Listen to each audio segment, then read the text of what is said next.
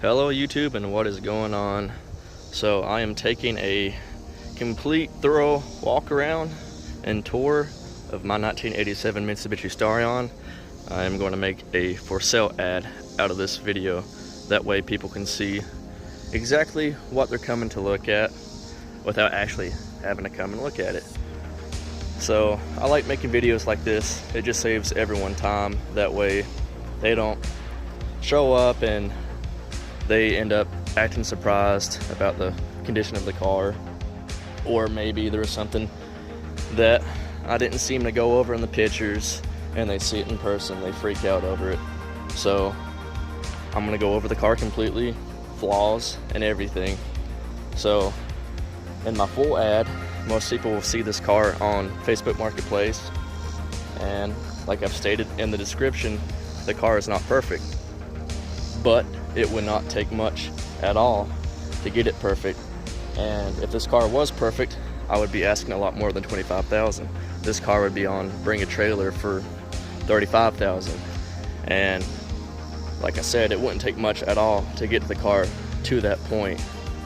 So this car is just for anyone that really wants a super clean Starion or Conquest, StarQuest. We'll just call it a StarQuest because it has absolutely no rust. It's been completely restored inside and out. It's been engine swapped, so it no longer has the original G54B, which was notorious for reliability issues, especially with the head and head gaskets and stuff. So all the issues with the car have basically been removed with the engine swap. And this car, I'm just gonna give you guys the whole history of the car right now. This car, I'm actually the fourth owner, and the previous owner bought this car as a rust-free shell. It was originally silver, and it was mint condition. It was perfect. Like I said, no rust.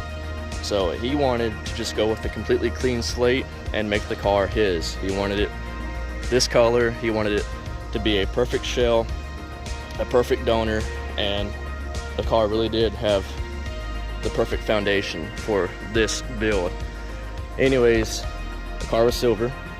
He had it completely stripped down, primed, and I'm talking door jambs, engine bay, even underneath these louvers. It's all been completely repainted. It's been done right. Like you would originally thought this car was this color. And speaking of the color, this is Subaru Galaxy Blue. Super gorgeous. It's been painted, it's been done professionally. It looks amazing. And like I said, the car's not perfect, so I will go over those flaws, which they're very minor. And from this distance, you can't even tell. Matter of fact, you can actually be right up against the car and overlook them. So once I point them out, they're gonna be something that they actually need to be pointed out for you to even notice. Matter of fact, I'm just gonna sweep over the front of the car real quick, because that's where the issues are at. And before I point them out, I'm just gonna see if you guys can find the issues. And they're only in the front of the car. So if you go back, pause the video and find them, go ahead and comment and let me know if you actually seen the issues, the cosmetic flaws with the front end before I point them out. And if you do, then you have a really good eagle eye. Anyways, the rest of the car is pretty much flawless. Back to the original story. Perfect shell, silver, been repainted, completely redone. The previous owner bought all the amazing StarQuest goodies, like the hood. That's an 83 hood, 1 year only. It has the hood scoop and the side vents. It's the most sought after hood for the StarQuest. It has the 88 one-piece air dam. The 87s were 3-piece, so he went with the 1-piece. It's in perfect condition. And I actually installed the Dynocom 360 air dam splitter just to protect it, because I lowered the car. He put the SHP wheels on it, which I don't know if you guys know or not, but the SHP was a suspension package and a wider wheel package. So it has SHP wheels, it has the 1 year only 83 taillights, extremely rare, extremely sought after. And by the way, I brought a microfiber just so you guys don't get confused with seeing water spots and grass and dust as imperfections, because the car does not have any imperfections in the rear. These are just water spots. So I brought this microfiber just to wipe stuff off like that. That way nobody gets confused with what's dust and what's a rock chip. Anyways, so all these sought after parts are on this car. So if anyone is trying to do this build all over again, good luck, because the hood, the air dam, the tail lights, super hard to come by. The wheels, they're getting pretty hard to find too. So just throwing it out there, this car has all of the sought after StarQuest parts that everyone wants. So he found all those parts, sourced everything, so when the car was repainted, of course everything was on the car. It was prepped too, everything was done right. And as you can see, it turned out amazing. Like, the paint's just, it's in great shape. Has metallic, looks really good. I mean, the whole paint job is done. It's professional, no issues. See, this is why I brought this cloth, so I can wipe the dust and stuff off.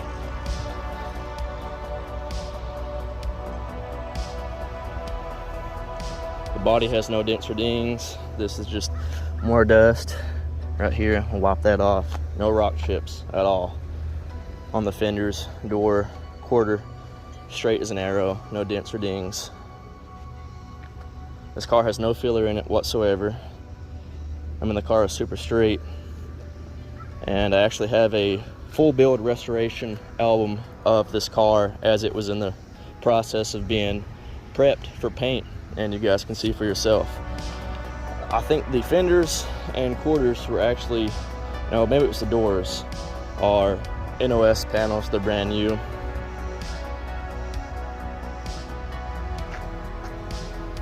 Everything's reversible.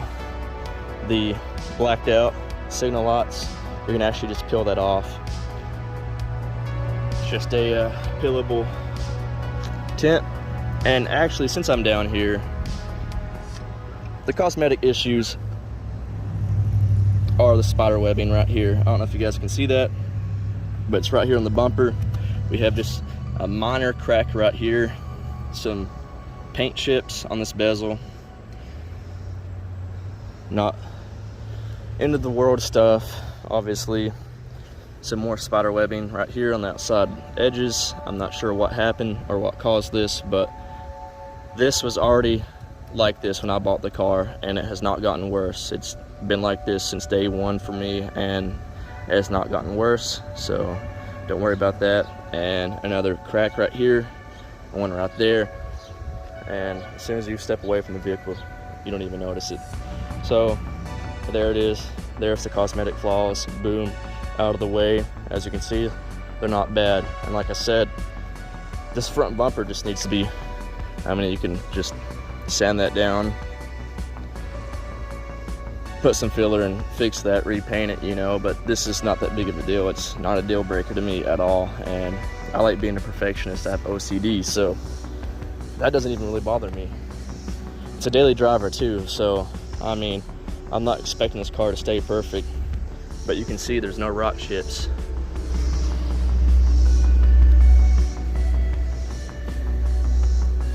I mean, it's crazy how clean this car is. And with the SHP wheels, no curb rash.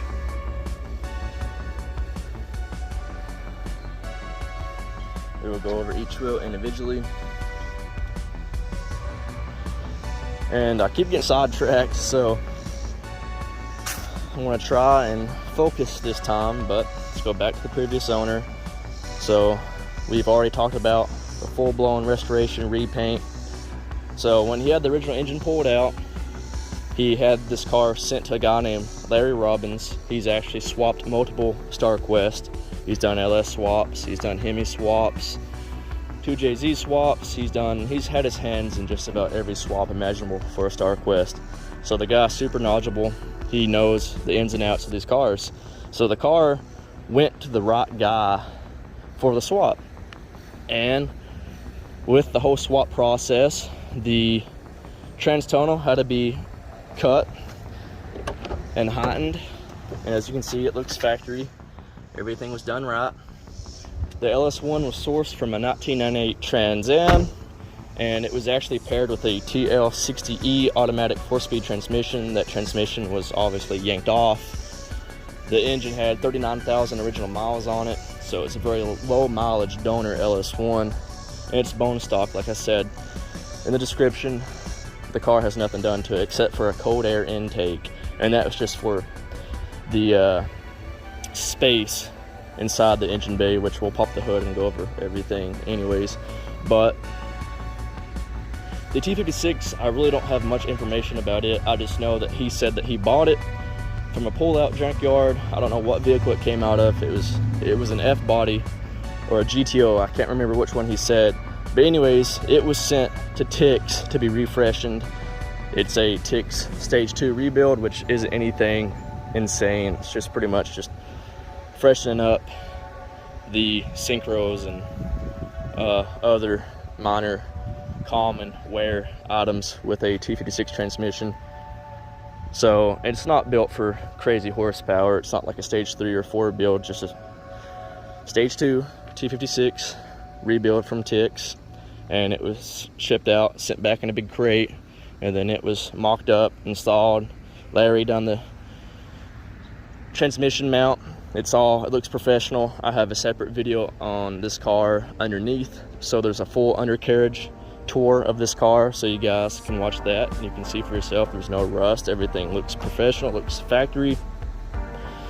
So all of that was dropped in. T-56, it shifts great. And as he was underneath the car, he put a McLeod Super Street. It's just a single disc clutch, and it does really great. It shifts super smooth, and it's good for 500 plus horsepower. So I'm gonna go ahead and pop the hood. We'll talk about the engine. Let's start over on the passenger side. It has AC, and that's just a heat reflection tape I put on just because you can see the lines are really close to these custom exhaust manifolds, which were made to have clearance for the top fit. Right there, the strut towers are kind of real close. These are LS1 Corvette covers, of course. I bought those, put it on just to kind of make the engine bay look a little nicer. But other than this cold air intake, the whole thing is relatively bone stock. It has a custom 93 octane tune, which it's just very, very basic. It's just, the car is catless, so it has the rear O2 sensors turned off, so you don't have a check engine light for that.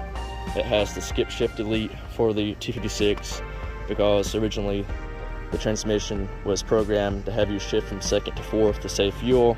All of that's been removed. The smog, EGR, air pump, all that stuff has been removed, tuned out. This is still, again, a very early style. It was a 98 Trans Am. All this engine was sourced from, so I think the 99 and below still had the cable throttle bodies, so not electronic. It has the 853 heads, which are the very, very early style LS1 heads, and it still has the very early style LS1 original intake. So you can actually gain quite a bit of power with 243 heads and a LS6 intake if anyone wanted to do that. But this engine made 301 to the wheels. I have dyno sheets, so it's a pretty healthy engine. It's low mileage. You can see brake master cylinder.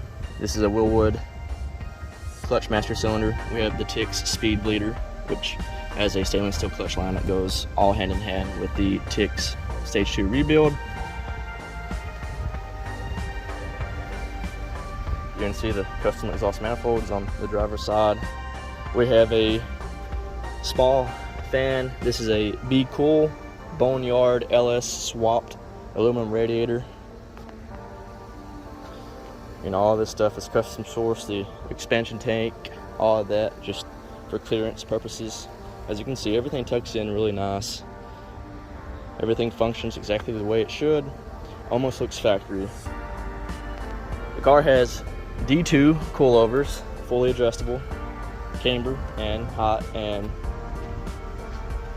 you can change the dampening settings if you wanted to. The only flaw, again, this is in the description, is the steering shaft angle. I'm not sure if you guys can see that, but it's at a pretty severe angle. I actually do have a double U-joint steering coupler, or U-joint, for the steering shaft. It's just a 3/4 double D shaft, and that's what the couplers are meant for. So 4 bolts in the steering shaft, or once you unbolt the U-joint from the rack and pinion, steering column comes out and you can replace that joint. It doesn't bother me because I daily drive the car. I'm used to the steering. All it does, it just adds a little bit of resistance at low speeds, but once you're up to speed, you don't even notice it. But that's a flaw with the car. I want to be upfront about it. I want to be upfront about everything about this car. That's why I'm going into so much detail with this video. So I do have the fix. It comes with the car. The joint comes with the car. Anyone mechanically inclined, which they should be when they buy a swap car, can have it out in an hour and have it fixed. So there's that. Just want to throw that out there.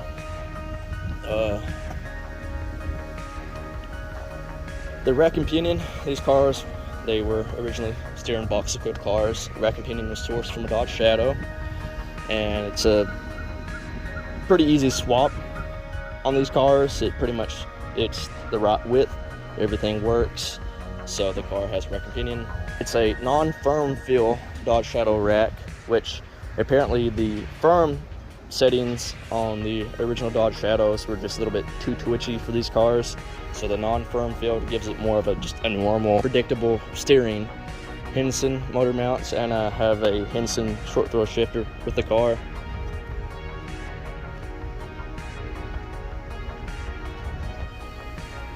So just ignore the buzzing sound inside the car. It's just because I have the key out with the headlights on. So as you guys can see, LED headlights, LED fog lights, they're actually yellow. So just a throwback to the old 80s style JDM theme going on. So headlights work, brights work, the conversion kit works flawlessly. So that's just another thing to help modernize the car. The side markers are originally amber. Again, I just painted those to match the signal lights. They've been blacked out. It's completely reversible. If you want to go back to the original amber look, it's all removable, it's pillable. The car can actually be raised back up to the factory height. And speaking of factory stance and height, the car has 20mm wheel spacers, which is just shy of an inch. I think it gives the car a perfect stance. And since we're behind the car, it has a MagnaFlow muffler. It's just a single exit. The car has a Y pipe that channels down into the single exit MagnaFlow muffler. And as you guys can see, the tires, great shape. The whole undercarriage of this car, like I said, I have a separate video on that. If you guys are interested, I can link it in the description along with the full ad with all the details about the car. So I'm gonna go ahead, we'll just give you guys the interior tour now. These are 88 seats. These are pull-out seats. When the car is being swapped, I don't know who to blame, but somehow, some way, gear oil was actually spilled on the original factory 87 seats, which can't get that smell out of leather, so it pretty much ruined those otherwise mint condition 87 seats. So these are just pull out 88 seats. They are the worst part of this entire swap, this whole build of this car, are the 87 seats, which they could be worse, I guess, but like I said, I want to be super upfront about the entire car. So these seats, yes, they're terrible, but I have been on the lookout for 87 seats because I would love to eventually go back to those. And if I could find a mint set before I sell the car will have mint condition 87 seats. But we still have the original rear, let's see, 87 rear seats. And as you can see, they are in fantastic shape, great condition, So, and the rest of the car, I mean the carpet, everything else, the console, everything's in great shape. And the rear carpet, which it's just kind of depressing, just these seats right here are just in bad shape. So the dash, as you can see, is in really good shape. Just your typical StarQuest issues, like the faded buttons for the HVAC controls. And for some reason, this was already broken, but apparently, I don't know why, it's always the right side bezel that cracks right there. So we do have that as an interior flaw. You can see this door card right here is in perfect shape. No issues whatsoever. I guess you guys can tell the car's 5% limo tint all the way around. So here's this side. You can see this seat's actually in worse shape. This is probably the biggest eyesore of the entire restoration. It's just, that sucks. This is a 88 steering wheel, which is sought after as well, because everyone wants this steering wheel with the factory radio controls. Car has aftermarket odometer phantom gauges, and everything works. Fuel gauge, thermometer is calibrated, tach works, water temp, oil pressure, it all works. Cigarette lighter, it works. All the gears shift great. This is a short throw shifter. Power mirrors, they work great. Everything works. The window lock works. It actually prevents the passenger from being able to roll their window down. The automatic door locks work. Let me unlock this door just to show you guys I'm not messing with that door. Unlocks. The automatic retractable seat belts work. Dome light works. Console. I mean, all this stuff works. All your light settings, that's your fog lights. I keep those on just so when I do turn the headlights on, it's already pressed in, ready to go. The rear antenna, it works. Actually, I just have it unplugged. I think it's hideous. So I'm gonna show you guys the hatch. Just bear with me 1 second. So this is the rear hatch. It's a little dirty. I didn't get time to actually vacuum this back portion out, which is not terrible. This whole car is just quickly detailed. I mean, I just washed it and wiped it down, and you can see how good it cleans up. So with a full professional detail inside and out, this car would look great. This is the original funnel that came with it. Original jack, toolkit. I don't know if I'm gonna be able to do this, get this back in here. Yeah, I think I can work with that. So that just goes back in place there.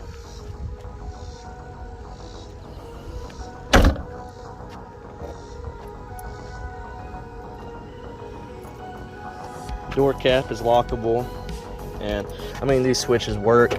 I've just gotten a habit of bringing my keys with me, so you know. You can see everything's been painted on the inside. So all the interior lights work. Speakers work. I mean, the car, everything does work. One thing, the AC compressor, I replaced it, put a vacuum on the car, everything. I mean, the gauges look perfect. The car will blow ice cold for the first 10 minutes of driving, then it becomes cool. I'm thinking the compressor was just, it's a reman, it's 4 seasons. I'm thinking I just got a bad compressor out of the box. So just, that will eventually need to be replaced if you guys want cold AC all the time. I know that might be a deal breaker for some people, but I just want to be upfront about that. I've actually just gotten used to driving the car with the windows down, and it's starting to cool off, so it's not that big of a deal. Might be something I'll replace later down the road, but just a heads up, that is 4 seasons, remanufactured compressor. Everything else is brand new. All the AC lines, the condenser, AC wise, it's all brand new. The compressor is just, you know, it's a hit or miss with reman components. So the HVAC controls, they all work just like factory. Everything's digital.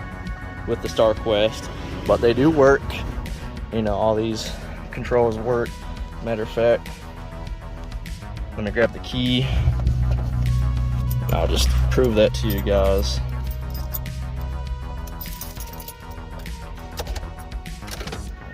And see, seat belts, they all work. So that's the high fan setting, low speed.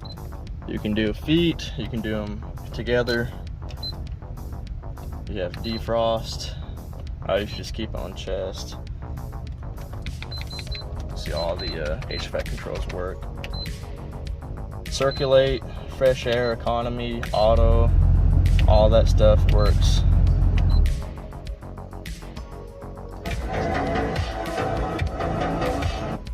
As you can see, that's what the check engine light looks like when it's illuminated, but the car does not have any issues. E-brake, like I said, it does work. Car's in neutral and I'm pushing with my leg, car's not rolling. You can see the car's rolling. Now I'm gonna pull the e-brake. See, e-brake works. Power mirrors, they do work. See if you can see it. You can hear it. But yes, they all work. Well, just take my word for it, that one does work. See if you can see it move. I just hate doing that because it's gonna take me forever to adjust it. Windows, they do work. Oh, I locked. See, as you can see, the switch does work for the power window. So now we have it back onto normal. As you can see, it unlocks. So that does work. The brightness, when you turn the headlights on, well, you can't see now, but the illumination lights on the gauges still work with this knob. So I just popped the headlights. You can see they work. No issues with the pop-up headlights, they do work. What else? I mean, let's see, cosmetic issues I showed you guys already. Just the spider webbing right here in the front bumper. Steering shaft coupler, I do have that, the double U-joint I mean, for the steering shaft to help fix that little bind in the steering. AC compressor will eventually need to be replaced if you want fully functional cold AC. Oh, power antenna. I said it's unplugged, but plug it up and it does work. It does work. I promise you it does. It's just ugly. And anytime you turn the key on, it's wired up to the radio. It's the way they are factory. So when the radio is on, the antenna comes up, and it's still, the FM radio picks up even with it all the way down, so I just leave it down. Looks better, it's more streamlined. You can see door jambs, door cards, everything just looks really good. Interior, I'll give you guys a rundown on the seats. The seats are probably, you know, the ugliest part of the car, but as far as flaws go, that's about it. Car runs and drives great. The heat works great. I mean, the wheels are in great shape, paint's in great shape, body's straight, no rust. Tinted windows.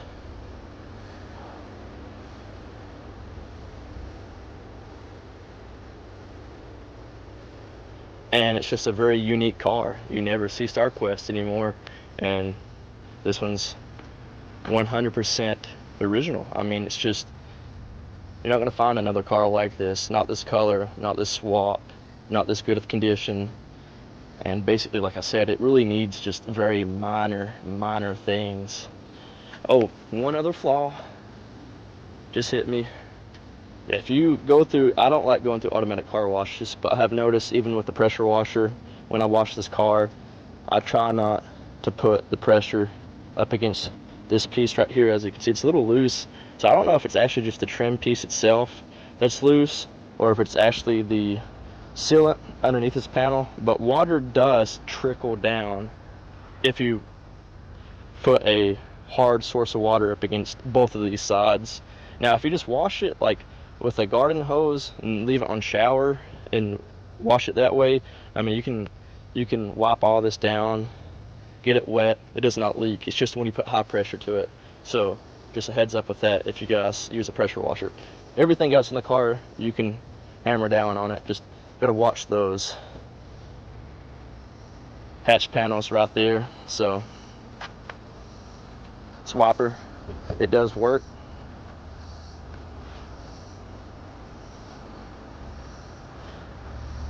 And that's it as far as issues.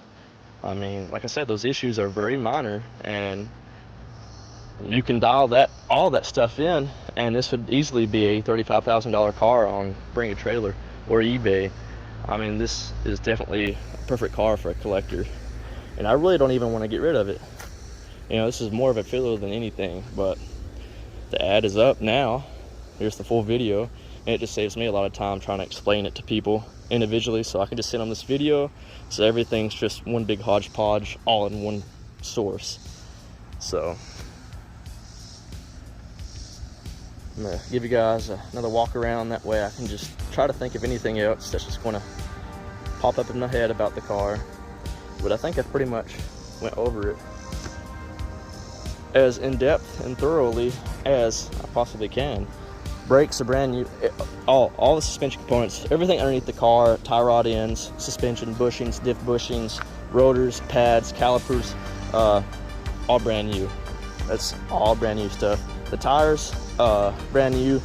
The car has been freshly aligned. It's got a good alignment.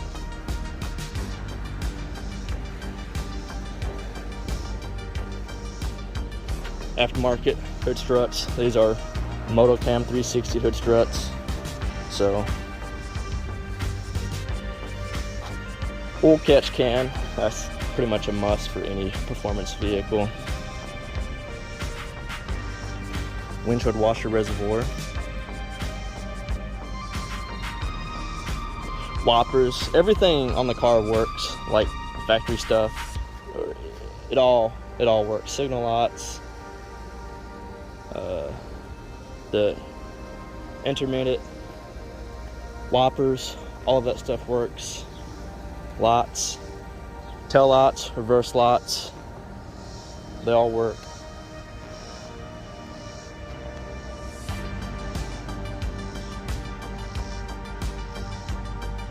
Third brake light works.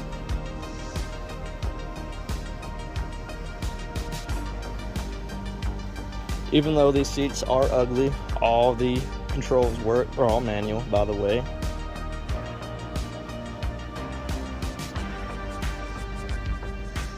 Here's the driver's side door card. As you can see, there's no rips, tears, nothing's broke.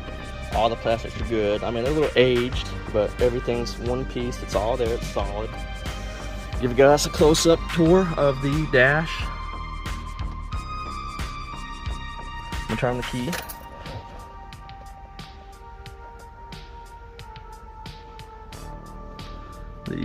All these lights work. That's just the microphone for the aftermarket stereo. And I just kind of threw this wire. It comes through the kick panel right here for your Android Auto and Apple CarPlay hookups. But this is brand new. I just put that in.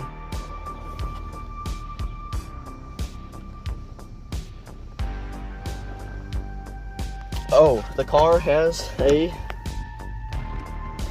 it looks factory, has the OBD2 port right here. So if you do have a check engine light, you can just hook up your scanner right here. You can do your live data, everything just like a normal modern car. You just hook it up right here. It's all, this whole car is running on the factory 98 Trans Am PCM. So with the custom tune, like I said, with the rear O2s and stuff deleted, car has no check engine lights. Everything works great. And if you wanted to throw a cam or heads, you can just hook up your HP tuners right here and tune for it. So that's a common question I get. Yes, it operates just like it should. I mean, the car, like I said, it's pretty much it's a Starion body. The whole car is a Starion, obviously, but the drivetrain, all that stuff is Trans Am, and it functions like a Trans Am. It shifts and it's controlled through the Trans Am PCM, and it still has the original Mitsubishi sensors for the open door alert, all that stuff works, seat belt. So with the key turned on, well, not even turned on, you can see the door ajar light comes on, turns off, it all works exactly like it should. I mean, this car has been done right, everything. Larry really took his time. The clock even works. He invested a lot of time, and it shows because this car is, I mean, it's in great shape and it runs amazing.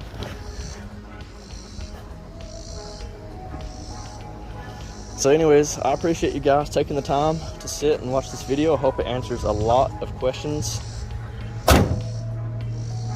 And if there is anything I happen to overlook or not mention, I will have the entire ad listed in the description.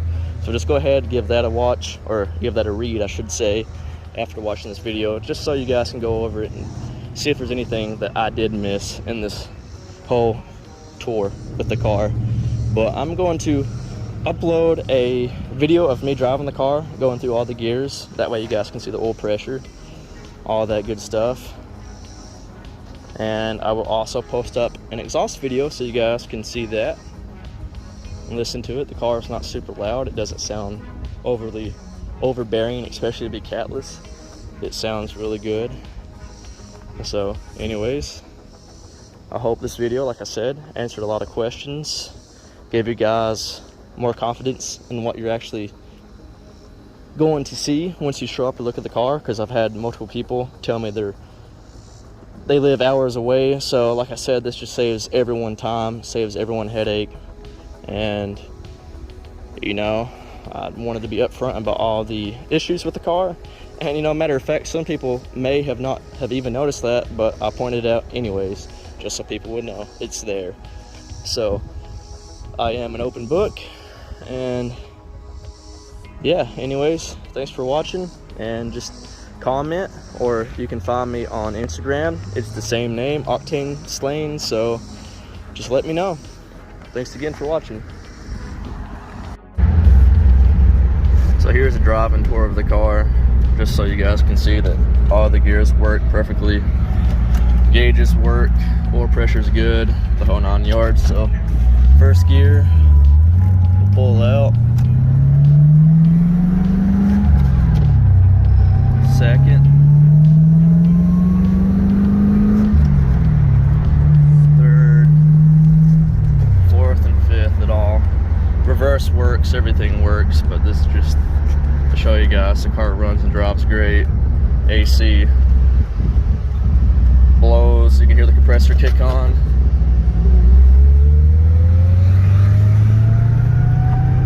Power windows work. Shift into third and show you this one. You can see it works.